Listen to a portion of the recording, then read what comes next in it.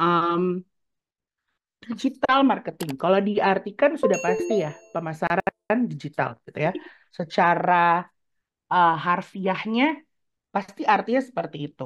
Nah, tapi coba kita bangun konstruksi pemikirannya tidak hanya dengan persepsi dan asumsi yang kita punya, tapi saya pengen teman-teman ke depannya setelah menjalani bootcamp ini juga memperkaya hasanah pengetahuannya dengan rajin untuk membaca, untuk membuka jurnal, apalagi teman-teman bergerak di bidang digital atau di bidang marketing. Karena banyak banget sebenarnya ilmu-ilmu yang bisa kita pelajari. Selain dari website online, dari sosial media, kita juga bisa baca dari jurnal-jurnal temuan-temuan orang-orang yang melakukan penelitian. Nah, di sini saya coba em, gabungkan ya, dan kita coba artikan seperti apa sih gitu ya. Nah, kalau menurut Coulter dan Armstrong, digital marketing itu sebenarnya adalah bentuk marketing secara langsung. Marketing yang bersifat secara langsung, pemasaran secara langsung yang menjambungkan konsumen dengan penjualnya, tapi basisnya itu elektronik. Jadi basisnya itu melalui online, website, forum, interaktif, television. Nah, jadi kalau misalnya ditanya, menurut Coulter dan Armstrong, em, di TV itu digital marketing atau enggak? Menurut mereka sebenarnya lumayan termasuk karena ada interaktif television gitu. Nah, tapi perkembangan semakin berkembang eh, ilmu marketing kan, marketing itu pasti selalu berkembang. Dan menurut Marjolaine Fisher, Beren Sikenga, dan Mike Berry di tahun 2018, dari tulisannya mereka bilang digital itu sepertinya tidak bisa nih kalau kita menggunakan televisi, karena televisi itu uh, apa namanya beda dengan digital. Digital yang dimaksudkan di sini adalah tadi kata teman-teman internet gitu. Jadi using the internet to create value and products for organizations and customer. Artinya apa? Meskipun device-nya apapun itu ya, mau handphone, mau laptop, mau kemudian iPad, basisnya itu ada di internet gitu. Dan kita menggunakan internet sebagai wadah untuk mempromosikan produk kita.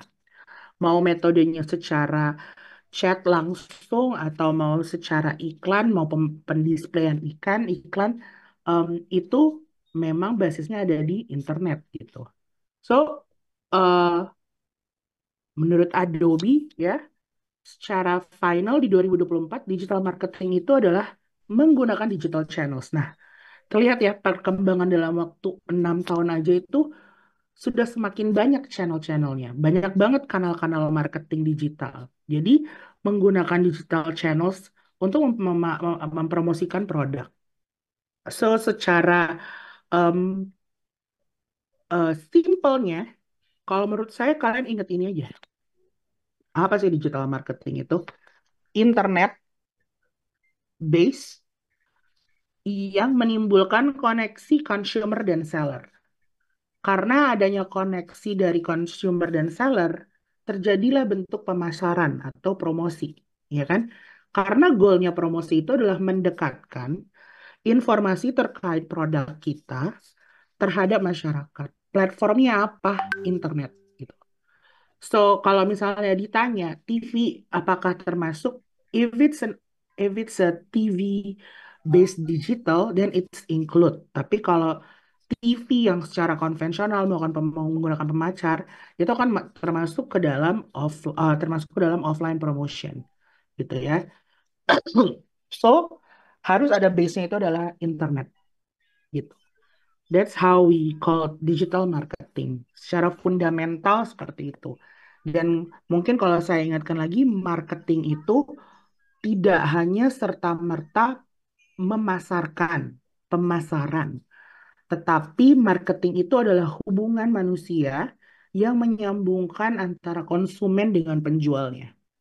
Ikatan konsumen dengan penjualnya itu dihubungkan melalui promosi, campaign yang merupakan bagian dari marketing, gitu ya. Nah, selanjutnya digital marketing itu ada channel, ada tipe.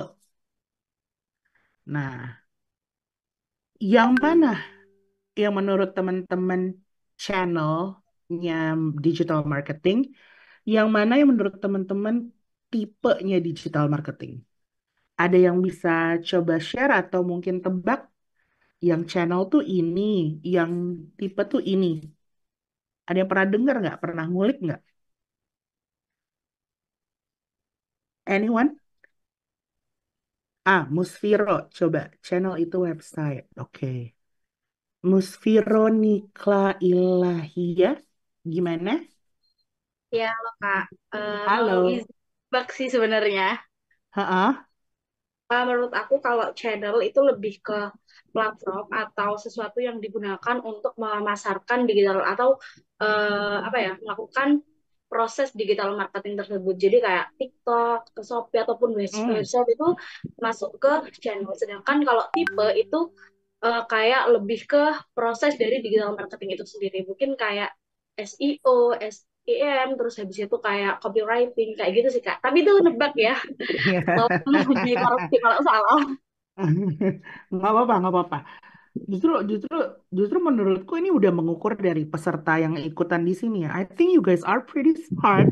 Karena aku baca juga nih kayak channel itu website, tipe itu paid or organic, type mungkin ini typo maksudnya tipe itu SEO, tipe itu offline online, kalau channel tuh Instagram, channel itu social media, tipe itu content marketing.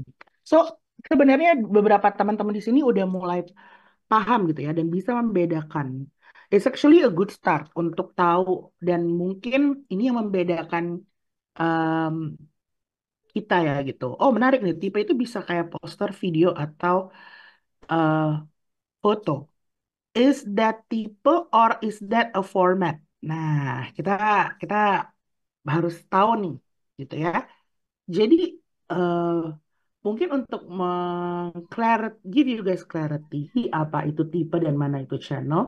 So, digital marketing itu apa aja, Kak Fafa gitu. Jadi channel itu tadi benar. Channel itu adalah mediumnya, tempatnya, dilakukannya di mana. Tipe itu tuh adalah jenisnya. Ini tuh bentuknya seperti apa sih gitu. Jenisnya tuh seperti apa sih? Strategi marketingnya tuh kayak gimana sih? Melalui apa sih? Gitu. Dan channel itu bisa berlapis. Dalam artian, dalam satu channel itu bisa ada beberapa tipe marketing yang diaplikasikan. Terus, um, sedangkan kalau tipe itu dia lebih ke apa-apa aja nih yang kita harus lakukan untuk mengoptimalkan channel ini sebagai medium marketingnya. Kita mulai ya. Jadi kalau channel itu search engines. Ada yang tahu nggak search engine apa? Boleh diketik, kalau nggak boleh komen. Mesin pencari kayak Google, pintar. Correct. Pencari kayak Google. Smart, Hilda. Tadi siapa tadi nih? Harjuna. Correct. Search engine itu seperti Google, seperti Safari, seperti Mozilla. Em, Mereka itu platform untuk mencari. Nah, tapi search engine sekarang itu tidak hanya terbatas di situ, teman-teman. Bahkan search engine itu sudah masuk ke TikTok, sudah masuk ke social media, itu adalah bagian dari platform penelusuran search engine. So that's how marketing digital itu sekarang growing secara fundamental. Kemudian ada website. Website sudah pasti pada tahu ya. Social media, social media. Nah, ada yang tahu nggak di Indonesia, di seluruh dunia, peringkat sosial media, peringkat aplikasi sosial media itu nomor satunya siapa sih? Facebook, WhatsApp, Instagram, TikTok. Correct. Yang jawab tadi jawab Instagram, betul. Nomor satunya masih Instagram, teman-teman. Eh, dan masih dikuasai oleh Instagram, Facebook, sama Meta tuh masih dikuasain. Baru masuk ke TikTok gitu. Jadi Em, mungkin secara user itu ada di Instagram dan Facebook total number. Tapi kalau aktif, saya rasa sekarang TikTok sudah bisa menyaingi gitu. Jadi time spend orang di TikTok itu semakin meningkat sekarang. So, social media is also one of the channel yang kita harus sangat perhatikan ya. Kemudian email. Lalu ada mobile apps, text messaging, dan web-based advertising. Ada yang wondering nggak kenapa text messaging itu masuk digital marketing? Text messaging itu digital marketingnya yang kayak gimana sih? Ada yang bisa tebak nggak? Atau ada yang bisa share nggak? Broadcast, oke. SMS, broadcast message, follow up lewat WA. Yes, text messaging itu caranya ya teman-teman. Kamu pergi ke eh, caranya itu adalah we call it as a ma- um, mobile marketing.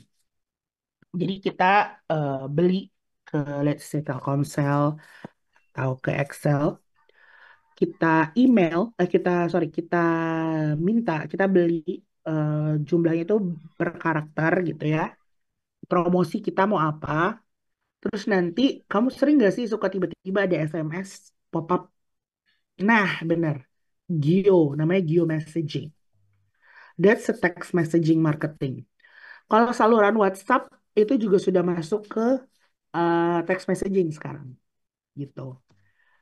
Masuk ke broadcasting ya. Tapi kan itu biasanya em, tergantung kalau kita punya official official account atau sekarang kita bisa punya official account ya di WhatsApp atau kita juga bisa broadcast. Kalau broadcast itu ya sebenarnya direct message ke user apa sih ke follower kita aja kan ke kontak kita.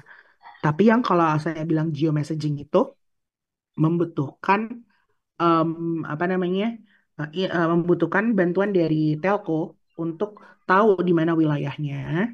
Di wilayah si tersebut kalian akan dapat otomatis message gitu. Em, dan itu sebenarnya sudah sudah lumayan lampau ya digital dari sisi digital marketing, tetapi melihat karakteristik dan juga perkembangan teknologi di Indonesia, text messaging itu masih diperlukan untuk di beberapa wilayah yang mungkin belum terlalu familiar gitu. Nah, lalu tipe ini ada satu SEO, SEM. Ada yang tahu SEO, SEM? Udah tahu ya SEO, SEM, Search Engine Optimization and Search Engine Marketing. Nanti akan ada pemaparannya. Yes, Xiaomi. Siapa nih? Wah, namanya Xiaomi. Namanya nama handphone. Aneh namanya. Hmm.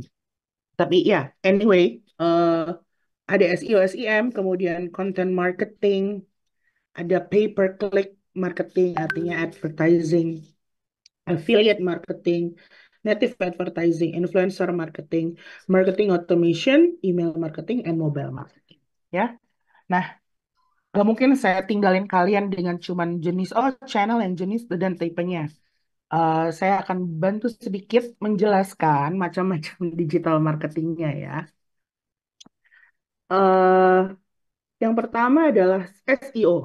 Jadi SEO itu kegunaannya adalah untuk meningkatkan kita bisa appear di search engine. Jadi goalnya tuh simple banget ya.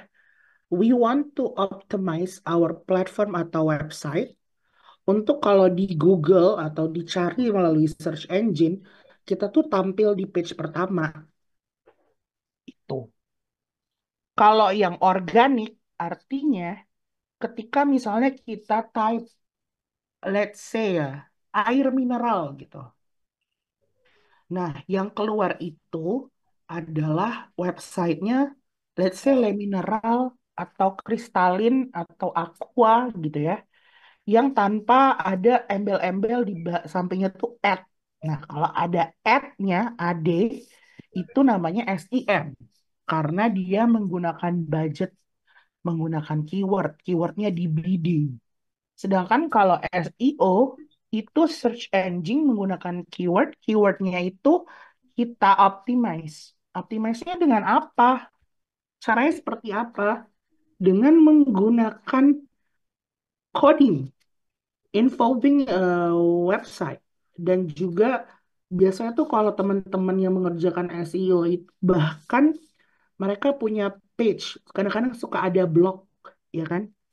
Nah, blog itu menggunakan keyword-keyword tertentu yang diasosiasikan dengan brand mereka. That's how it works supaya brand mereka direcognize kalau diketik air mineral, brand mereka duluan yang muncul gitu. Lalu content marketing. Nah, kalau konten marketing, tujuannya itu adalah sudah pasti ya, mengedukasi dan memberikan informasi kepada pembacanya gitu. Dia mau memberitahukan, ini loh produk saya, ini loh em, apa namanya layanan saya, tetapi bukan dalam hal kayak nih ada mobil, tapi melainkan konten marketing itu kenapa ada konten marketing? Mobil ini bisa mengantarkan Anda dari Jakarta sampai Bogor. It gives you a reason, it gives you an education or information. Oh, ternyata mobil ini tuh punya kemampuan berjalan ya. Mobil ini dilengkapi dengan teknologi hybrid yang bisa mengurangi polusi gitu. Jadi ada elemen-elemen fungsinya gitu. Dan konten marketing itu sangat kompleks. Dan nantinya pasti teman-teman di bootcamp akan mempelajari lebih dalam terkait konten marketing. And it's very interesting karena eh, saya sangat suka dengan konten marketing. Pekerjaan yang menurut saya paling menarik yang pernah saya lakukan itu adalah ketika saya bekerja di bagian konten marketing. Karena kita get to be very creative dan konten marketing itu tuh sebenarnya ketika kita sudah tahu ya how to do the content marketing, you actually can do all lapisan marketing yang ada. Karena base everything dari marketing itu kontennya, ceritanya, story-nya itu apa?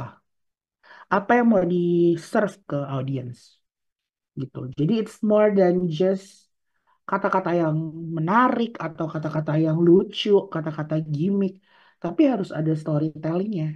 Nah, itu tuh datangnya dari content marketing. Dan content marketing itu butuh kreativitas dan research yang lumayan kompleks gitu. Nggak cuman, oh kita bikin kayak gini aja gitu.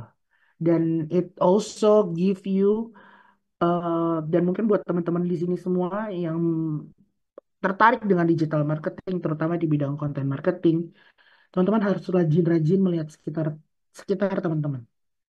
Apa yang terjadi di sekitar teman-teman? Karena biasanya konten marketing itu akan datang relevansinya ketika kita bisa tahu apa yang terjadi di sekitar kita.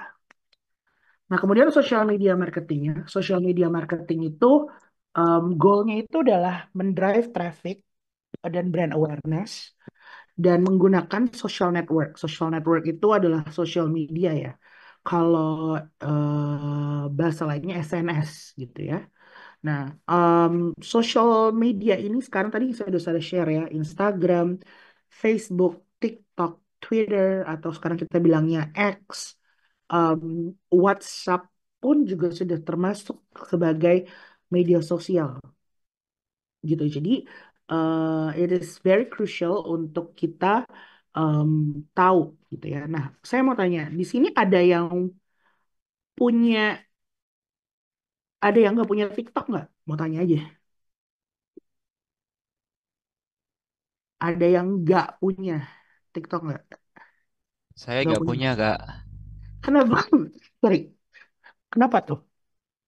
Kurang begitu tertarik, masih bermain dengan Instagram seperti itu, Kak. Instagram. Jadi ngerasanya Ya, kenapa belum tertarik sama TikTok? ya Apakah karena kontennya?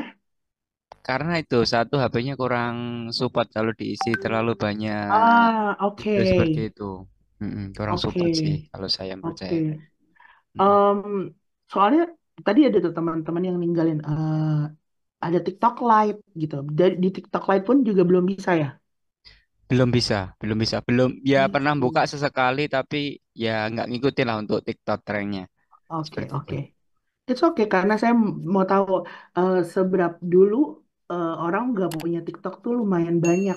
Sekarang sepertinya sudah mulai berkurang ya, sudah mulai banyak orang yang mendownload aplikasi TikTok. Banyak deal shift-nya. Oke, aku sambal Oke. ngejuan di akun satu lagi. Kak. Oh, keren. Ada yang agak vulgar. Oke. Sebenarnya at the end of the day, thank you tadi udah sharing. Tadi siapa namanya? Kak Bimo Kak, Kak Bimo. Thank Bimo. you Bimo Iya. sudah sharing. Sebenarnya intinya ada beberapa point of view ya. Saya tidak bisa memaksakan orang apa namanya, oh harus harus harus punya TikTok atau enggak. Tapi TikTok itu adalah salah satu kanal dari sosial media. Bahkan YouTube pun ada juga platform untuk kita bisa consider sebagai media sosial karena ada interaksi di dalam platform tersebut gitu ya. Um, dan memang TikTok ini adalah fenomena yang cukup menarik karena pada saat saya uh, menyelesaikan S2 saya kemarin, saya mengambil tesis itu di TikTok Shop. Jadi saya melihat fenomena TikTok Shop bagaimana pengaruhnya ketika orang secara em, apa namanya mereka sedang membuka for you page dan bagaimana orang itu tertarik langsung bisa berbelanja. Itu adalah uniknya pengalaman berbelanja di TikTok ya. Tetapi memang menurut aturan pemerintah itu belum bisa diaplikasikan karena sosial media. Jadi kalau di Indonesia itu sosial media aplikasi berbelanja marketplace nggak bisa dijadikan satu gitu. Makanya kenapa TikTok berafiliasi dan berkolaborasi dengan Tokopedia sekarang ya teman-teman. Gitu. So that's also one of the marketing strategy yang perlu kita pelajari nantinya. Gitu ya. Pay per click itu adalah ads ya. Jadi orang itu akan bayar gitu ya. Bayar advertisingnya kalau posternya diklik atau kalau gambarnya diklik gitu. Nah, apa aja itu bentuk displaynya, Kak Fafa? Yang pertama nggak cuma hanya sosial media marketing ya, tapi kalau teman-teman lihat kita tuh bilangnya adalah a digital marketing yang ngikutin kalian ke website. Kalau kalian buka website, kok ini ada banner yang produk yang tadi aku lihat ya gitu. Terus kalian buka platform digital lainnya, kok dia ngikutin saya? Nah, itu tuh adalah salah satu pay per click marketing namanya. Kemudian sekarang sering banget kita lihat affiliate ya, affiliate. Affiliate marketing itu adalah em, bagaimana kita merekrut external parties untuk mempromosikan produk kita dan biasanya mereka akan mendapatkan komisi. Strategi ini memang sudah sering, strategi marketing ini sudah sering dilakukan ya, terutama di marketplace seperti Shopee, kemudian ada di TikTok gitu ya. Jadi mereka bisa men-share link dari kurasi produk atau mereka bisa dari profil mereka. eh, Linknya mereka share, link produk tersebut di-share dari profil mereka dan orang menggunakan ketika orang berbelanja karena link yang mereka display, mereka akan dapat komisi gitu dan biasanya sudah ada rate-nya. Nah, itu juga saya lakukan di kantor saya. Jadi Nasifik itu juga mengaplikasikan affiliate marketing. Kita um, actively doing the affiliate marketing di Shopee gitu. Jadi teman-teman yang suka atau punya konten dan punya followers yang lumayan, coba deh sharing beberapa produk yang dipunya sama Nasifik. Nanti kalau misalnya memang penjualnya tinggi, kita akan bisa mulai hubungi dan bisa jadi affiliate kita gitu biasanya. It's a very win-win strategy. Nah tuh Alif Fadilah, aku juga affiliate Shopee Kak gitu. It's a very good one. Kenapa? Karena um, mempermudah dan menjadi perpanjangan tangan untuk seorang marketer gitu ya. Kalau saya melihat marketing affiliate ini untuk TikTok apakah relevan perusahaan jasa? Oke, nanti aku bantu jawab ya. Tapi yang pertama, affiliate ini sangat menarik loh teman-teman. Kenapa? Karena affiliate marketing ini itu bisa menjangkau em, orang-orang yang mungkin kita nggak pernah jangkau gitu. Dan sebenarnya kekuatan nano, kita bilangnya tuh nano KOL ya, nano influencer itu kadang-kadang lebih besar atau lebih kuat dibandingkan influencer yang kita bayar puluhan juta gitu. Nah, tapi memang kompleksitas penggunaan affiliate itu harus kita gunakan dengan bijak ya, dan prosesnya juga tidak mudah gitu. Nah, tadi ada pertanyaan nih, Kak, untuk TikTok apakah relevan untuk perusahaan jasa kalibrasi alat-alat manufaktur, sejauh mana efektif? Sebenarnya tergantung kalian mau menggunakan TikTok itu sebagai platform apa. Kalau ingin meningkatkan brand awareness, kalian harus tahu juga apakah produk yang ditawarkan, which is ini adalah jasa kalibrasi alat-alat manufaktur, relevan untuk di TikTok-kan atau enggak. Tetapi sebenarnya TikTok itu punya platform atau konten-konten pilar tertentu yang menarik. Sampai saat ini humor atau funny video itu adalah konten yang termasuk nomor satu, termasuk top konten di TikTok. Selain makanan dan edukasi. Jadi harus dilihat dulu nih tipe kontennya itu seperti apa, dan kalau konten itu menarik, bisa saja gitu. Karena mungkin di sini ada yang tahu nggak brand namanya Tenue de Attire. Si Tenue de Attire itu kan gambarannya video. Jadi dia itu adalah sebenarnya produk baju ya. Nah, tetapi konten mereka itu adalah si mas-mas Tenue de Attire-nya itu selalu cosplay jadi em, apa namanya, cosplay jadi orang lain gitu. Kan kita nggak kepikiran ya nggak? Kayak apa hubungannya si mas-mas ini cosplay sama penjualan produk? Well, somewhat itu berhubungan karena orang akan ingat ketika mereka mengasosiasikan Tenyu di attire, mereka ingat mas-mas itu. Jadi mereka pasti akan visit Tenyu di attire kayak gitu. Jadi em, apa namanya? Itu adalah salah satu contohnya ya dari dari um, digital marketing. Tadi thank you udah ngingetin aku untuk fokus. Let me continue ya. Tadi kita udah sampai SEO, content marketing, social media marketing, pay per clicks dan affiliate.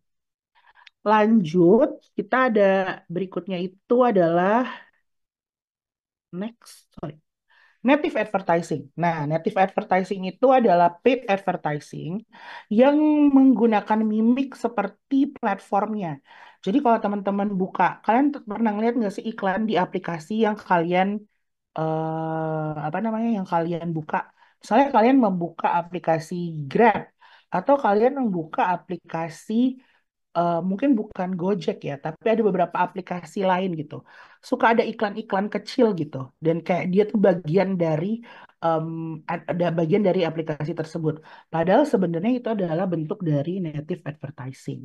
Jadi dia terlihat seperti bagian dari page-nya, padahal sebenarnya dia itu adalah advertising. Jadi teman-teman mungkin keklik gitu kan, atau nggak sengaja kelihat gitu. Nah, itu adalah namanya native advertising. Kemudian influencer marketing. Ini yang lagi sering terkenal banget ya. Orang-orang kayak mempromosikan produknya dan banyak banget sekarang influencer. Influencer itu kita bisa leveling ya dari mega. Saya tuh selalu leveling influencer itu menjadi beberapa level. Yang pertama itu adalah mega. Mega itu berarti followersnya itu sudah di atas 1 juta ke atas. Kemudian makro, makro itu dari 100.000 sampai 1 juta. Kemudian mikro, mikro itu di bawah 100. Lalu kita punya nano gitu ya. Nano itu yang kecil. Nah, tapi itu tergantung setiap perusahaannya gitu. Jadi setiap marketernya sendiri, cara mereka mendiferensiasi leveling dari influencer marketing tergantung dengan budgeting yang sudah ditentukan oleh perusahaan masing-masing. Gitu ya. Jadi influencer marketing itu terdiri dari beberapa level. Nah, biasanya mereka itu menggunakan digital strategy untuk mempromosikan sebuah produk gitu ya. Kalau misalnya sedikit suggestion, kalau teman-teman ingin memperkenalkan produk dari segi brand awareness secara keseluruhan, gunakanlah influencer yang mungkin followersnya sedikit lebih banyak. Tetapi kalau teman-teman ingin meneducate produk teman-teman atau produk teman-teman sekalian, gunakan influencer yang memang punya followers atau engagement yang tinggi. And that's how the digital marketing itu will happen karena ada interaksi yang lebih intens gitu. Lalu yang kemudian kita ada marketing automation gitu ya, menggunakan artificial intelligence atau machine learning. Em, Kemudian ada email marketing. Email marketing itu adalah form of direct marketing. Teman-teman pernah dapat eh, apa namanya email marketing kan? Jadi kayak kalian biasanya suka dapat tuh email-email promosi dari brand-brand yang kalian subscribe kayak gitu. Nah, that's email marketing. Kemudian terakhir itu adalah tadi yang saya bilang mobile marketing. Mobile marketing itu adalah either SMS, MMS, social media notification, mobile app, dan lain-lain. Jadi tadi macam-macam digital marketing itu banyak ya. Dan sebenarnya seorang digital marketer itu apa namanya eh pasti banyak banget nih tuntutannya ya enggak sih? Menurut kalian,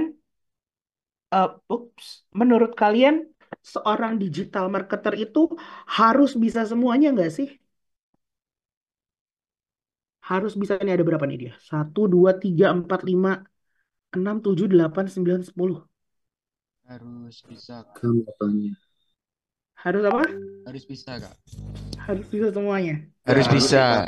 Tapi Kalau menurut saya enggak kalau sih. Palu gak ada. Lalu gak ada. Kecuali Balik lagi spesialis. ke kebutuhan ke produknya nggak sih? Lebih ke Betul, spesialisasi T-shape sama M-shape nggak sih, Kak? betul. Sebenarnya banyak sekali ya di pendapatnya, tapi ini mungkin berdasarkan saya coba gabungkan dengan pengalaman di lapangan ya, teman-teman. Jadi sebenarnya digital marketing itu ketika kalian di hire sebagai digital marketing manager atau digital marketing spesialis di sebuah perusahaan, itu tergantung dengan kebutuhan dan model bisnis perusahaannya.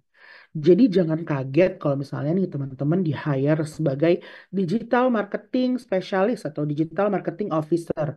Tapi ternyata teman-teman lebih banyak mengerjakan social media marketing, affiliate marketing, e-commerce marketing. Karena pada dasarnya memang itu bagian dari digital marketing. Atau ternyata teman-teman di hire sebagai digital marketing officer, tapi ternyata lebih banyak mengerjakan SEO, SEM, performance marketing kayak gitu. Jadi memang saat ada beberapa perusahaan itu tidak mengerti secara penamaan dengan benar gitu. Jadi harus didetail ya nanti teman-teman. Ini sedikit tips aja ketika melihat apa nih role yang dibutuhkan. Tetapi memang digital marketing division itu akan bertanggung jawab untuk bagian ini. Dan biasanya satu lagi, digital marketing itu sangat dekat dengan budget atau spending. Jadi biasanya mereka akan memegang atau menerima budget untuk di-spend untuk menggunakan untuk melakukan sebuah marketing gitu. Nah, makanya kenapa digital marketing itu dekat sekali dengan namanya kayak budgeting in marketing. Berbeda dengan kayak let's say brand marketing atau kalau teman-teman ada lihat offline atau retail marketing. Nah, itu mereka budgetnya pun beda nih sama digital. Mereka sedikit lebih longgar budgetnya. Sedangkan kalau digital marketing itu lebih kompleks. Nah, sekarang kita lihat ya, em, ini tadi sedikit selingan. Sama seperti K-pop, marketing juga berevolusi dari tradisional ke digital. Jadi marketing itu nggak cuma serta-merta kasih flyer atau pasang out of home.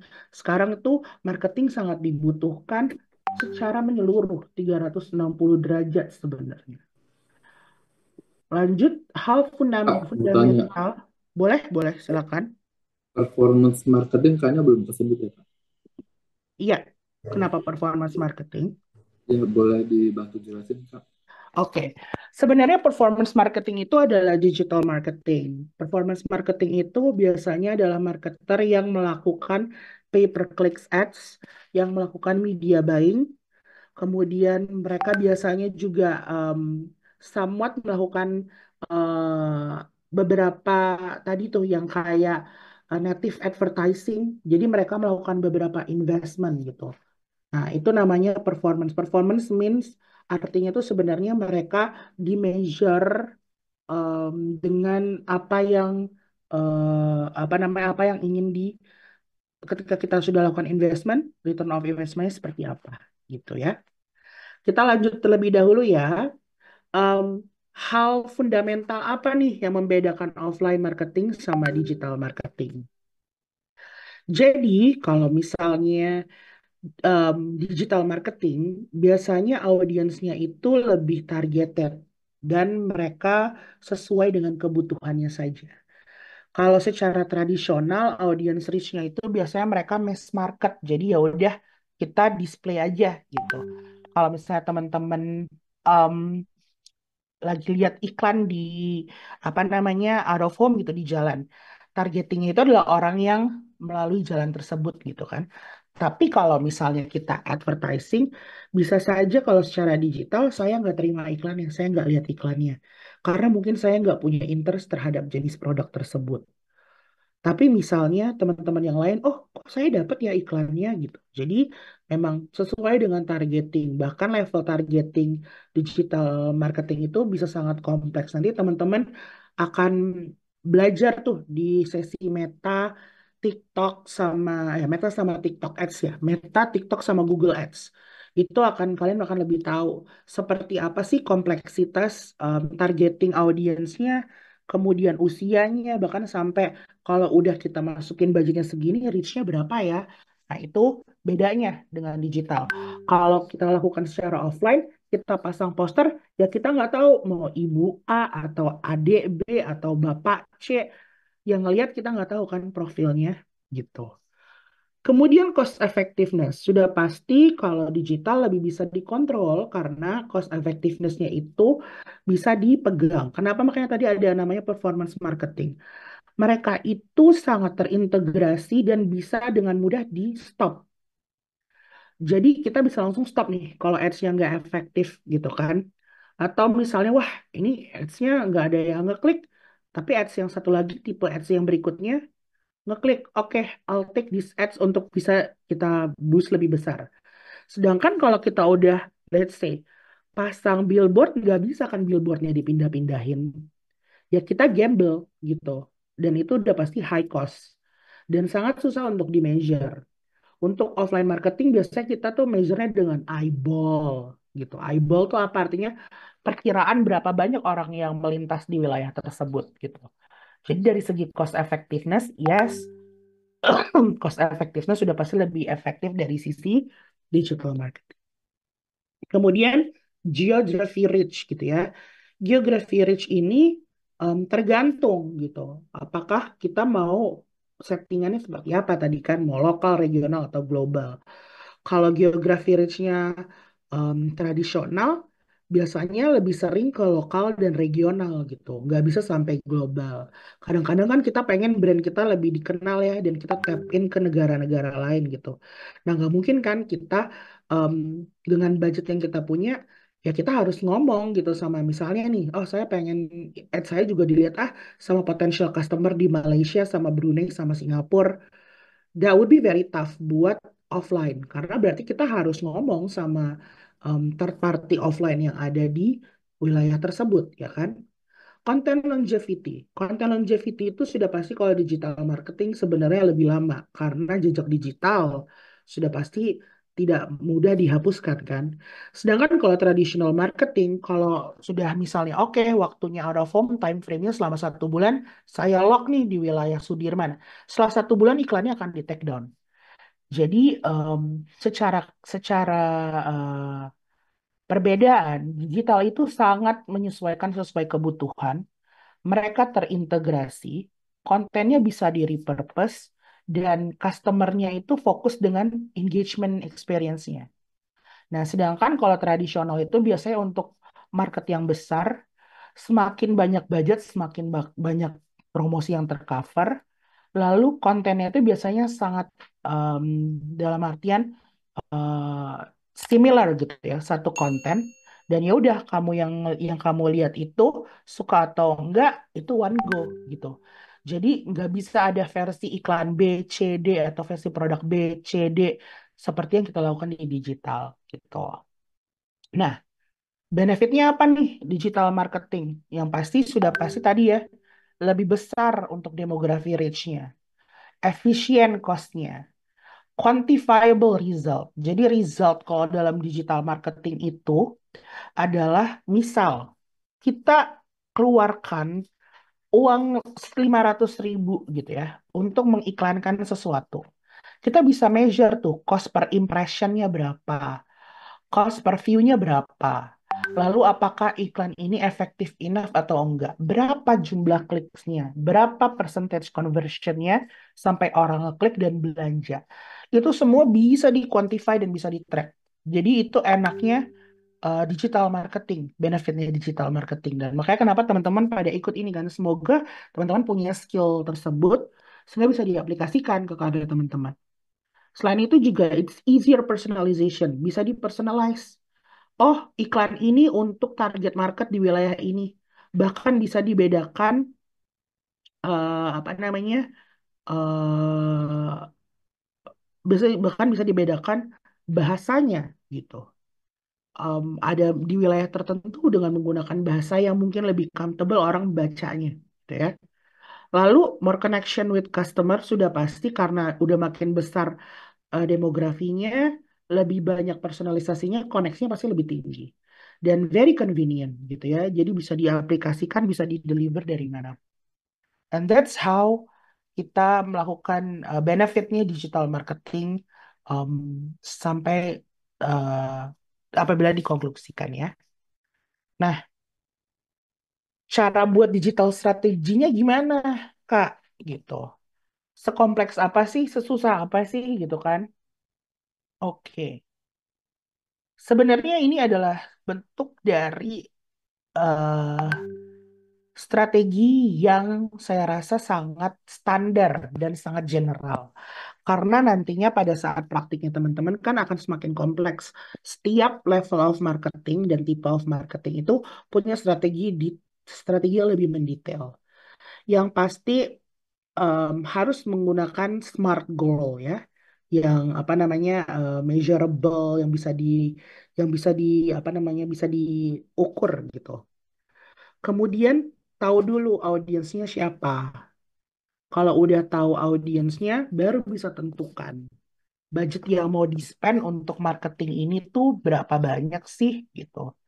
Dan kalau sudah tahu, oke kita punya budget segini, berarti apa namanya channel-channelnya apa aja yang harus digunakan gitu. Apakah kita harus menggunakan hanya TikTok aja gitu kan? Atau kita harus gunakan hanya Instagram aja gitu. Jadi kita harus buat terlebih dahulu. Nah, tadi yang mungkin saya perlu tekankan lagi SMART ini. SMART ini apa buat teman-teman yang belum tahu singkatan SMART-nya ini? SMART itu adalah spesifik, kemudian measurable, attainable, relevant, and time-based. Jadi artinya harus spesifik, harus bisa di-measure, harus bisa achieve nih atau harus kayak dikira-kira oh kayak mungkin achieve nih. Dan serelevan apa strateginya dengan kebutuhan kalian. Lalu time-based, punya time frame. Jangan strateginya cuma satu, udah itu aja. Harus disesuaikan. Oh kalau kita penjualannya naik, atau oh kalau kita campaign-nya oke, kita harus nambah apa lagi nih. Makanya kenapa di tahap terakhir itu kalian harus selalu refine marketing efforts-nya gitu. Kalau misalnya kalian rasa kayak oke channel di Instagram sudah efektif, should we explore untuk di TikTok gitu? Should we explore di Twitter gitu? Dan refine efforts-nya gitu. Karena kadang-kadang beda tuh. Kalau dari pengalaman saya, strategi marketing digital itu, kalau TikTok itu sudah pasti untuk menghumanize, untuk mendekatkan, untuk buat konten kita lebih relevan dengan market. Kalau saya pengen brand awareness, pengen brand saya kelihatan keren, pengen brand saya kelihatan cool, I'll promote it in Instagram. Karena Instagram itu sangat visual. Sedangkan TikTok itu sangat koneksi, sangat engaging gitu ya. Tapi kalau saya mau ngebahas secara detail produk saya, manfaatnya, lebih kompleks dan saya pengen tapping community K-pop gitu ya, misalnya dari segi case practice Nasifik, saya akan lakukan promosi itu di Twitter gitu. Jadi channel-channelnya itu sebagai seorang marketer, kita harus tahu mana channel mana yang harus kita lakukan. Makanya semua treatment itu nggak bisa disamakan. Oke, and then apa yang akan terjadi nih tren digital marketing di 2025? Karena as a digital marketer, teman-teman harus tahu apa yang akan terjadi ya. Sudah pasti AI, artificial intelligence, itu akan menjadi bagian dari tren di 2025 gitu. Um, Kemudian invest on social commerce. Maksudnya apa? Jadi seorang marketer sudah harus mulai melihat nih yang tipikalnya kayak TikTok Shop atau sekarang itu namanya Shopee Feed ya. Di dalam Shopee itu ada video dan konten itu sudah harus mulai invest kita. Affiliator it's a very important karena it's a part of social commerce gitu. Jadi social commerce itu adalah semua transaksi apa namanya semua transaksi yang bisa kita lakukan melalui media sosial. Kemudian video is more than the pictures ya. Jadi tren digital berikutnya itu adalah uh, orang akan lebih banyak mempromosikan melalui video. Jadi mulai pikirkan lagi, kalau memang mau melakukan foto, mungkin fotonya harus dibuat semenarik mungkin, atau mungkin akan jadi lebih ke cover gitu. Jadi videonya harus, you know, di um, alokasikan investmentnya. Karena kadang-kadang video itu kita ada yang sifatnya branding, ada yang sifatnya promotion, ada yang sifatnya riding on a trend gitu kan. Jadi untuk supaya marketing promotion atau marketing campaign kita works, video itu adalah salah satu bagian dari tren yang akan terjadi di 2025. Kemudian tadi yang saya bilang ya teman-teman, social media is the new search engine. Maksudnya apa? Maksudnya, kalau teman-teman perhatikan, most of the Gen Z and mostly Gen Z punya ability untuk searching ini based on McKinsey case studies yang dikeluarkan di 2023. Gen Z itu punya interest untuk melakukan searching instead of Google, mereka bukannya di TikTok using a keywords. So they are looking for a keywords. Makanya kenapa it is very necessary sekarang untuk kalian memperhatikan caption yang kalian buat, kemudian hashtag yang kalian gunakan di sosial media brand kalian. Kalau brand kalian mau riding on the trend and also supaya bisa dapat traffic yang tinggi, penggunaan hashtag, penggunaan keyword yang tepat, yang smart, yang sesuai dengan brand identity, itu akan mendatangkan banyak visitor ke profile kita. Jadi makanya kenapa saya bilang social media is the new search engine. Em, ini bukan saya sih sebenarnya. Ini adalah dari hasil apa namanya kumpulan jurnal yang saya baca. Sosial media itu memang akan jadi search engine terbaru kita. Gitu. Jadi orang nggak cuma ngelihat di Google atau di platform-platform search engine lainnya, tapi di sosial media juga. Mereka akan lihat melalui hashtag ataupun keywords gitu. Kalau teman-teman sadar sekarang sudah sering kan kalau ngeliat TikTok tuh ada hot keywords atau hot trend keywords lagi trending. Nah, itu akan menjadi em, apa namanya search engine yang akan dijadikan tren di 2025. So, beware of that gitu ya untuk di digital marketing. Kayak nanti itu mungkin akan bagian dari content marketing or also copywriting strategi yang kita harus perhatikan. Oke, lanjut. Wait. Ah, nah, speaking of, nanti kalau ada pertanyaan, kita akan punya sesi tanya jawab. So let me finish the session. Habis itu kita bisa ngobrol bareng-bareng ya.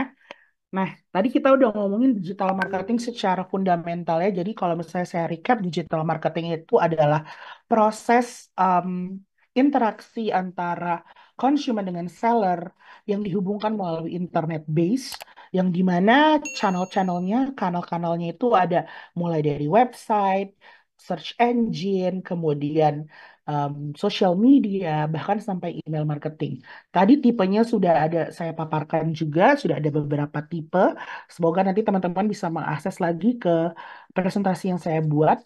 Kemudian tadi adalah upcoming trend ya, yang tadi saya singgung, upcoming trend dari apa namanya tren digital itu adanya sih AI. Dan sedangkan tema kita hari ini kan memang digital marketing and AI ya untuk bootcamp kita kali ini. Nah, apa itu artificial intelligence gitu ya?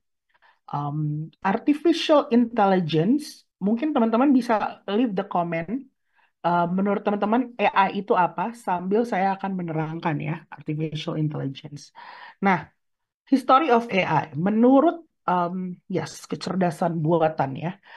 Menurut Alan Turnings di papernya yaitu Computing Machinery and Intelligence, artificial intelligence itu lebih sifatnya adalah theoretical and concept. Sebenarnya merupakan konsep bagaimana sebuah mesin itu bisa dikomputasi gitu. Jadi bisa adanya kepintaran dari sebuah mesin.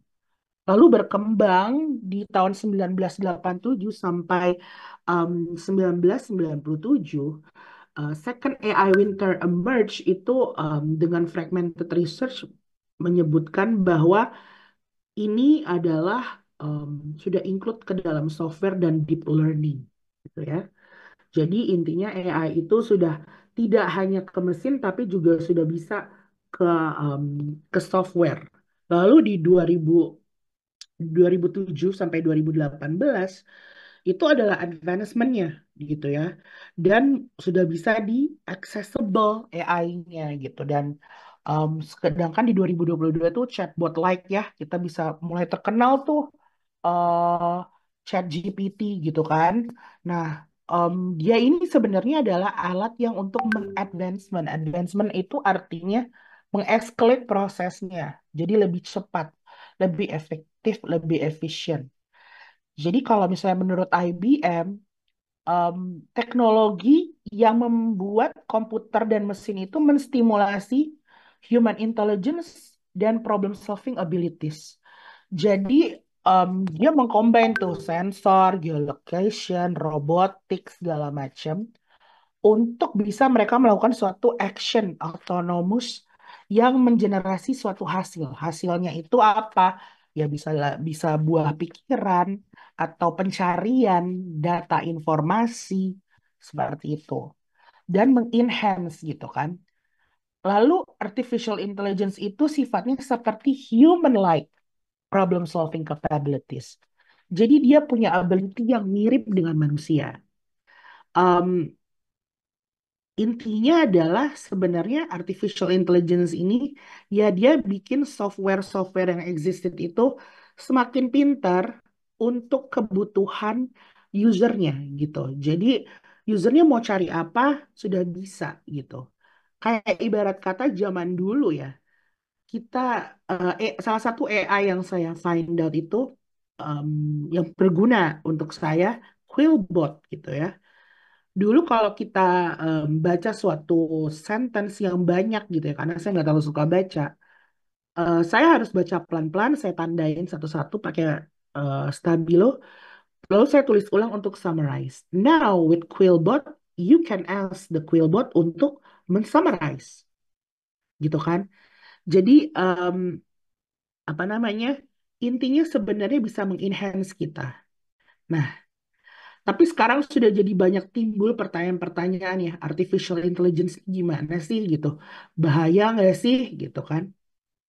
Nah, saya mau tanya, menurut teman-teman, Artificial intelligence itu ancaman atau kesempatan? Ancaman Menurut dan Dede, kesempatan. ancaman dan kesempatan. Lebih mostly ke kesempatan sih, Kak. Kesempatan ya, Iya, ancamannya dikit lah. ancamannya di. Dua-duanya tergantung pemakaian. Aku suka banget orang-orang yang ini ya lumayan demokratis menjawab dua-duanya tergantung pemakaian. eh Kalau dari pemahaman menurut saya, it's an opportunity, but also it could be a threat ketika kamu nggak wise menggunakannya. Maksudnya kayak gimana gitu ya? Ini kalau kata Seth Godin, if it scares you, it might be a good thing to try. Jadi coba aja dulu. Karena dulu tadinya saya, to be fair, as a marketer, saya lumayan skeptis terhadap AI. Karena menurut saya, oh, it's not original. Nggak original. Waktu itu tim saya gunakan itu untuk bikin konten, saya agak skeptis. Kok kamu pakai AI ya? How is that going to make um, it relevan dengan brand? um, Kalau di kantor kita, kita punya brand guideline, kita bilangnya brand Bible. Apakah itu akan sesuai dengan brand Bible? Nah, di sini jawabannya teman-teman, dan mungkin ini bisa jadi sedikit sharing dan informasi ya. Tapi mungkin sebelumnya, ini menurut Steve Jobs gitu ya, teknologi is nothing. What important is that you have faith in people, basically good and smart, and if you give them tools, they will do wonderful things. Jadi kalau dari sisi Steve Jobs yang bahkan orang sangat tech gitu ya, dia tetap percaya dengan kekuatan manusia. Success in creating AI would be the biggest event in the human history. Unfortunately, it might be the last unless we learn how to avoid the risk. Benar tadi, kita jangan sampai kebelenggar, kita jangan sampai em, menjadi sebuah ancaman untuk kita, gitu. Jadi banyak banget sebenarnya penggunaan atau pemanfaatannya ya, si AI ini. Nah, tapi ternyata apa nih kalau misalnya di lapangan gitu ya? Kita mulai dulu deh. Salah satu case practice yang pernah dilakukan oleh brand namanya Fiverr. Fiverr ini itu adalah sebuah brand yang di mana mereka itu em, menciptakan advertising gitu. Nah, ketika ada AI di tahun 2022, terutama dengan popularitas dari ChatGPT dan beberapa AI yang sudah bisa bikin kreatif desain dan segala macam, mereka bikin campaign. AI took my job. Waktu itu kan orang sering banget ya bilang, wah pekerjaan saya bakal diambil ini sama AI gitu. Tetapi kalau kalian baca kalimat di bawahnya, to the next level. Jadi intinya adalah sebenarnya ini adalah bisa jadi kesempatan teman-teman. Berdasarkan Simon Hodgkins on his thoughts with this campaign, AI itu sebenarnya nggak nge-replace us. AI itu sebenarnya memberikan kita stage baru gitu. So meaning to say, kalau kita khawatir as a copywriter, um, copywriting kita akan dilawan sama AI, I don't think so. Kenapa? Nanti ini example-nya ada di bawah. A canvas for creativity, not replacement. Jadi AI itu sebenarnya tools, tetapi yang bisa bikin masterpiece tetap manusia. Dan AI itu nggak akan bisa bekerja kalau nggak ada arahan dari kalian. Kalau kalian juga nggak nge-briefnya dengan benar, kalian nggak akan bisa dapat hasil yang maksimal. Jadi yang harus dipikirkan itu bagaimana kita berkolaborasi sama si AI ini. Contohnya tadi ya dalam kasus kantor saya itu, orang brand marketing saya melakukannya. Jadi dia itu minta informasi. Saya waktu itu bilang gini, "Am, coba deh kamu bikin campaign tentang eh apa namanya, kita mau launching terkait new product skincare namanya Heal Booster. Salah satu kandungan produknya itu adalah Rose of Jericho. Coba kamu cari gitu. Nah, buat dia kalau dia cari dan saya minta campaign itu briefnya untuk dikasih ke headquarter dalam waktu 3 hari gitu. Nah, sedangkan kita ini lagi dikejar deadline nih. Of course, as a smart brand marketer saya, instead of dia pusing gitu ya udah dia cari prompt direction yang tepat untuk mengarahkan apa itu Rose of Jericho. Kemudian dia bilang, pokoknya dia intinya kayak tolong compile to ChatGPT apa itu Rose of Jericho sudah diimplement di apa namanya kosmetik mana, lalu biasanya penggunaannya apa segala macam. Sampai nanti informasinya sudah kebuat semuanya dan mereka bahkan dia minta buatkan juga sampel of copywriting, key message yang tepat and all that. Tapi setelah dia baca, nah ini di sini yang menurut saya um, kita bisa bilang we have to be smart in apa namanya in giving the prompt dan kolaborasi. Dia nggak serta-merta langsung copy paste. Dia rework lagi dengan pemahamannya dia dan dia sesuaikan dengan brand guideline kita dan bagaimana kita harus mengkomunikasikan ke target market kita. So it's actually escalate her work karena dia nggak perlu apa namanya, dia tetap menggunakan culture mindset research, tetapi researchnya lebih efektif, hasilnya sesuai dengan yang diinginkan, dan it's enhancing gitu. Jadi justru dari situ kita dapat informasi-informasi yang mungkin kalau secara pencarian kita di search engine akan memakan waktu banyak karena kita harus baca jurnal, artikel segala macam. Itu sudah dikompil jadi satu dan kita tahu intisarinya tuh apa. So sebenarnya artificial intelligence itu bisa jadi em, apa namanya opportunities dan itu baru awal gitu ya. Jadi kalau saya ngerasa tetap kreativitas kalian tuh nggak akan pernah bisa di replace guys. Cara cara saya sebagai marketer menulis itu bisa beda sama orang.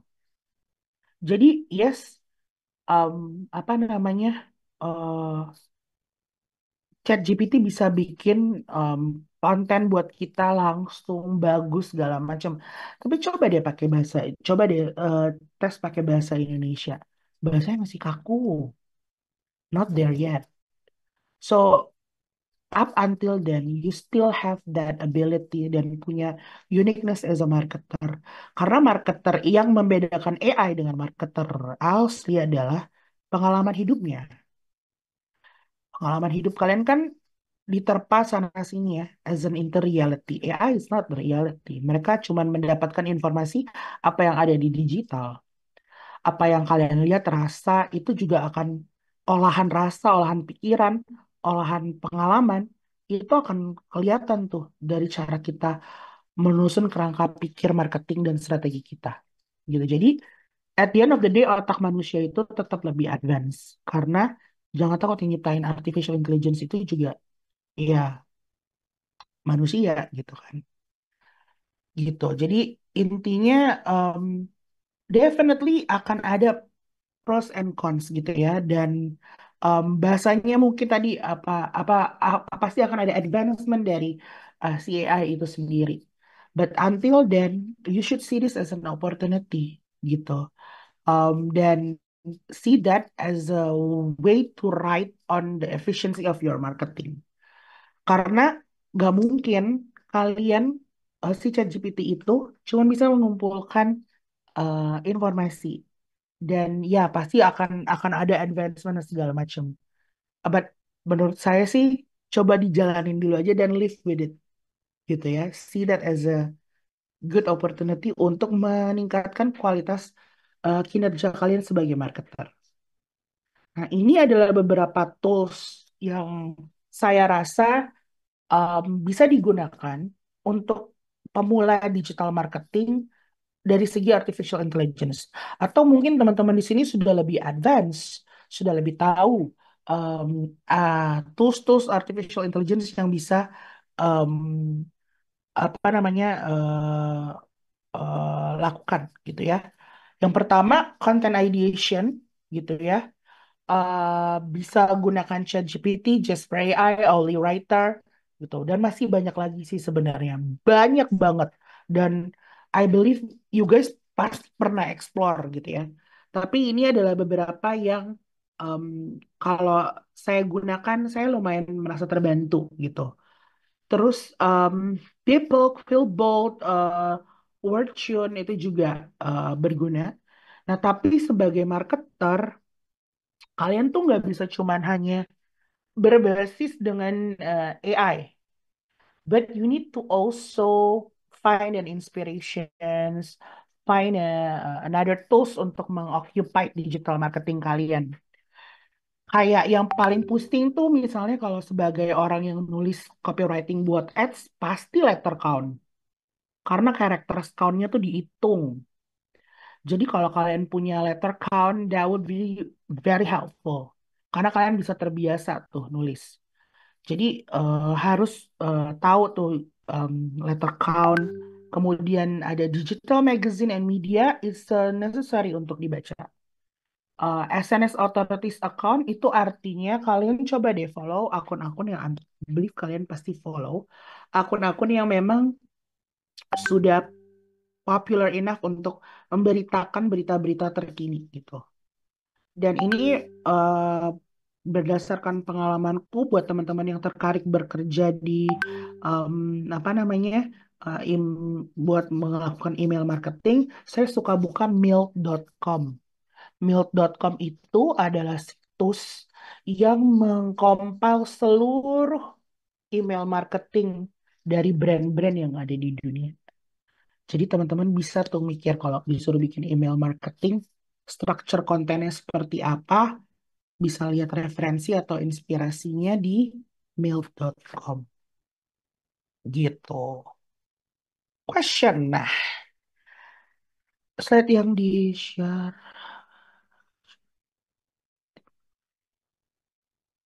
Oke, apa udah selesai, Kak? Udah. Oh, So I udah. have any question? Oke, baik. Ya, terima kasih Kak Fafa untuk pemaparan materinya dan juga untuk teman-teman ini udah ada beberapa pertanyaan sih Kak di kolom Q&A gitu ya.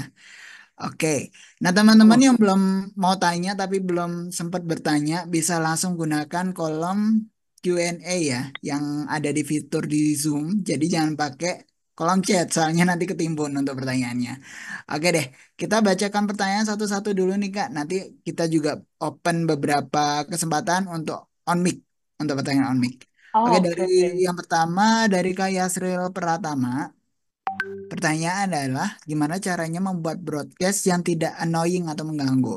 Karena seringkali broadcast itu tidak efektif dan terlalu mengganggu kegiatan sehari-hari dan korelasinya juga kurang penting dengan kebutuhan kita sebagai konsumen.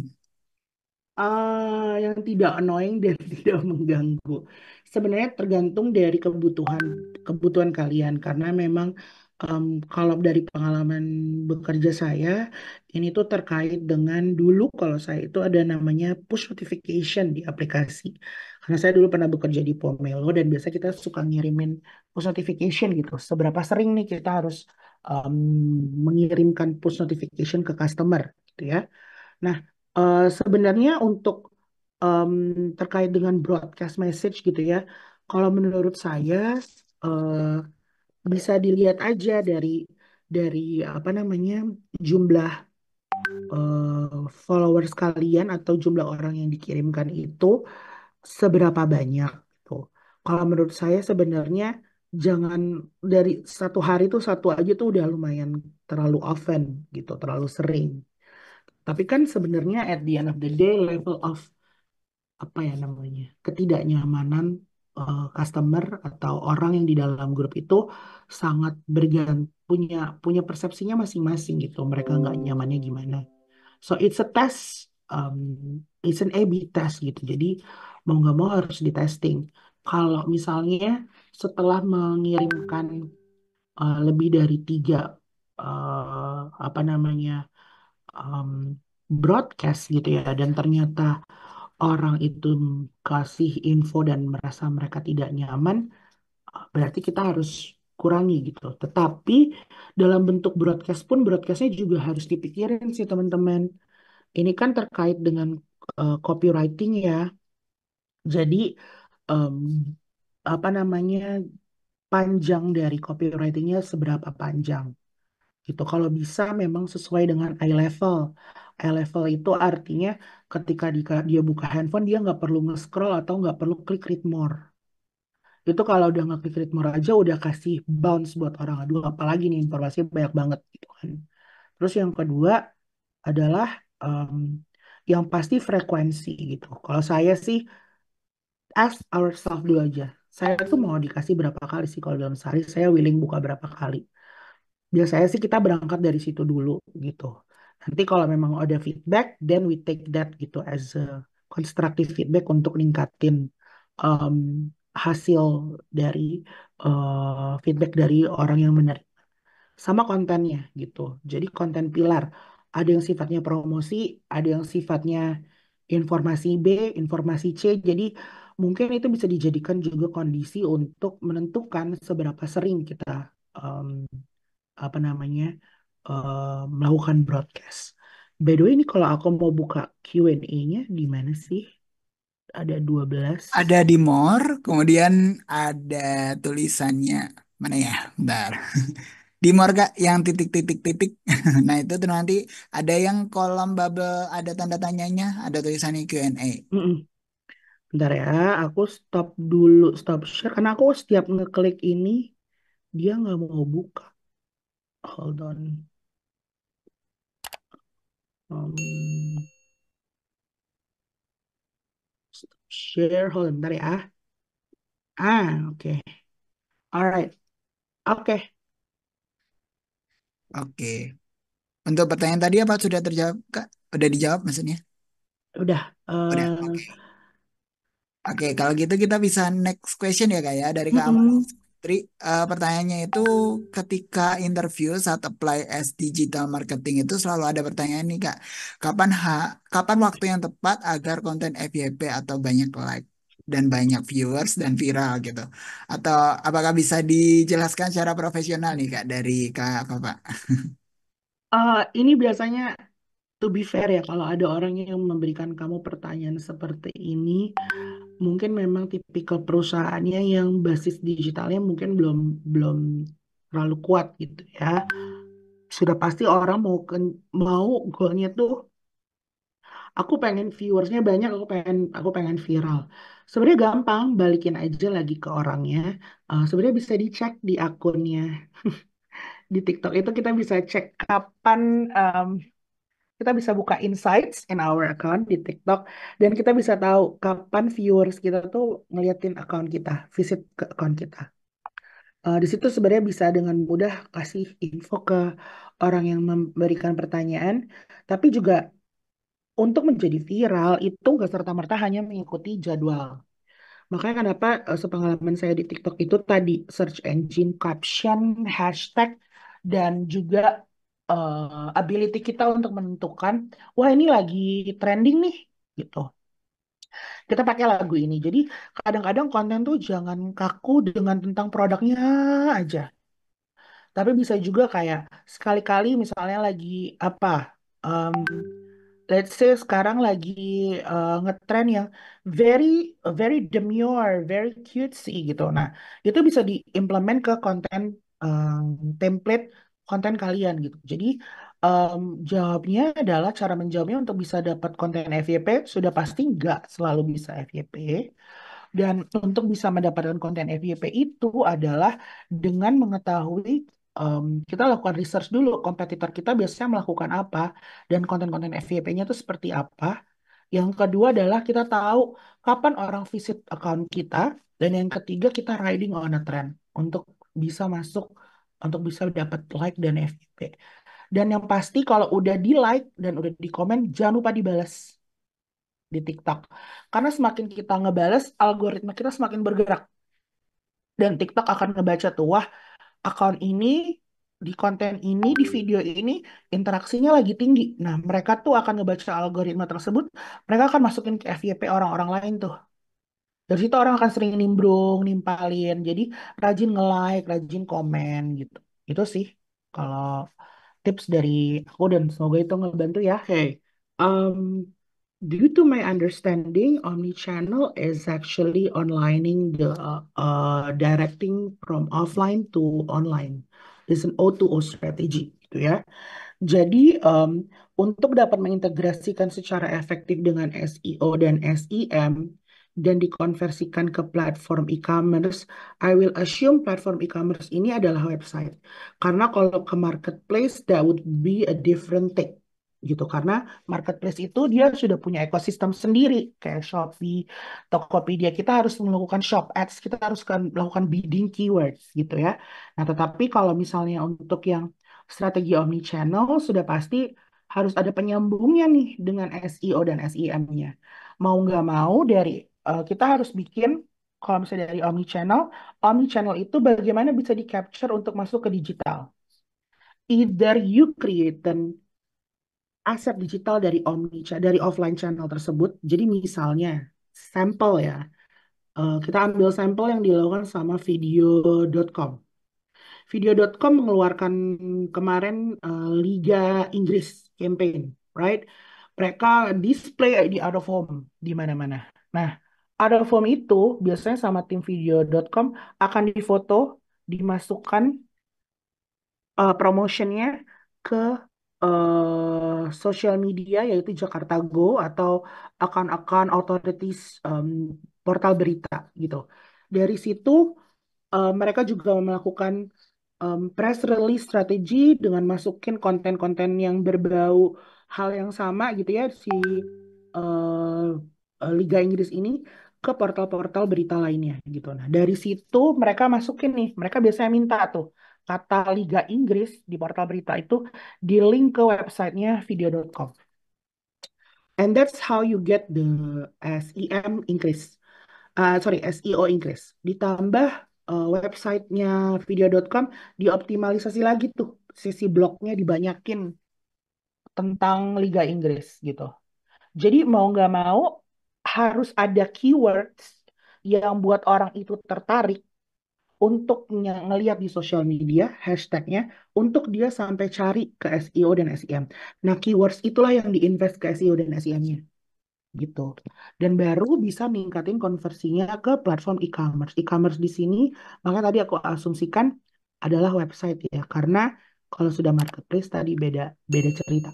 Gitu. Oke, baik. Terima kasih. Nah, bagi teman-teman yang mau order kaos keren, silakan bisa di marketplace Shopee, Tokopedia, Bukalapak maupun Lazada. Caranya tinggal ketik saja Muhammad Ervando ya. Nah, teman-teman tinggal pilih untuk kaos-kaos kerennya. Kemudian yang cocok langsung saja di order untuk kaos-kaos kerennya ya. Bisa di order satuan, lusinan ataupun borongan, silahkan bebas. Nah, berikut ini saya kasih rangkumannya ya. Nah, teman-teman ketik saja di Shopee, Tokopedia, Bukalapak, Lazada, ketik Muhammad Ervando. Nah, kemudian juga tersedia kaos lengan panjang dengan desain-desain keren. Tinggal teman-teman pilih di marketplace Shopee, Tokopedia, Bukalapak, Lazada. Cuman untuk kaos lengan panjang ketiknya Vando Official Shop ya. Spesial untuk kaos lengan panjang, bisa untuk pria maupun wanita. Nah, untuk wanita yang berjilbab sangat cocok ya, karena pakai lengan panjang tersedia juga, dan tentunya dengan desain-desain kaos yang keren, kekinian. Nah, silakan teman-teman bisa ketik di Shopee, Tokopedia, Bukalapak maupun Lazada, ketik saja Vando Official Shop.